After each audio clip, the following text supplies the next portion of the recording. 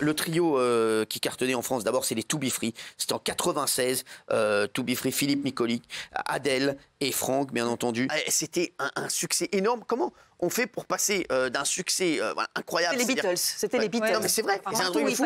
À une vie normale. Non, sorry. En termes de phénomène, c'était énorme. Comment on fait pour passer une vie normale après? Est-ce qu'on pète pas un câble? Non, mais en fait, l'avantage qu'on avait, c'est que nous, contrairement à d'autres groupes, on était des potes d'enfance. Donc, du coup, c'est ça. C'est vrai. On restait soudés grâce à ça.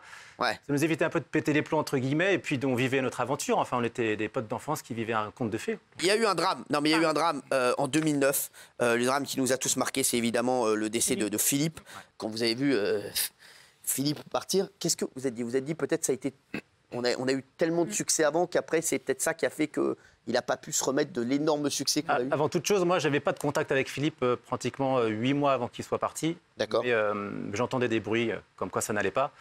Et puis voilà, c'est quelqu'un qui était névrosé, qui était angoissé, et c'était un extrême sur tout ce qu'il faisait. Donc, il ne faisait pas les choses à moitié quand il faisait quelque chose.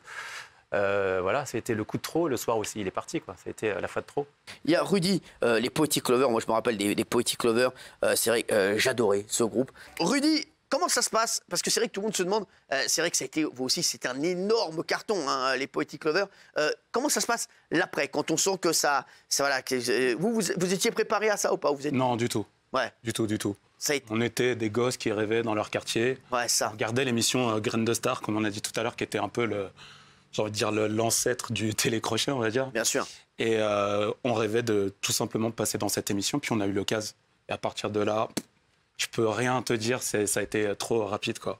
Trop rapide. Et comment ça s'est fini, les Poetic Lovers, en fait? On a fini par s'embrouiller. Ah, c'est ça. D'un moment. Ouais. Tu mets les filles...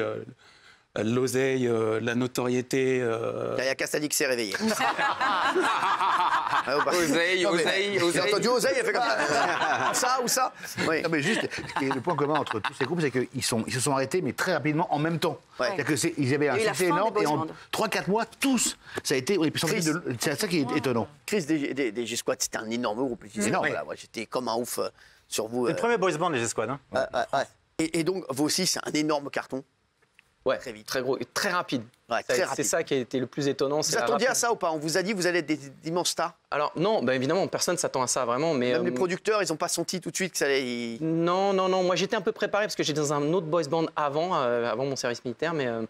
Mais du coup, non, on ne se prépare pas à cette fulgurance. Ouais. Et vous, comment ça s'est fini, les G-Squad? Ça s'est filoché, un espèce de truc un peu filandreux.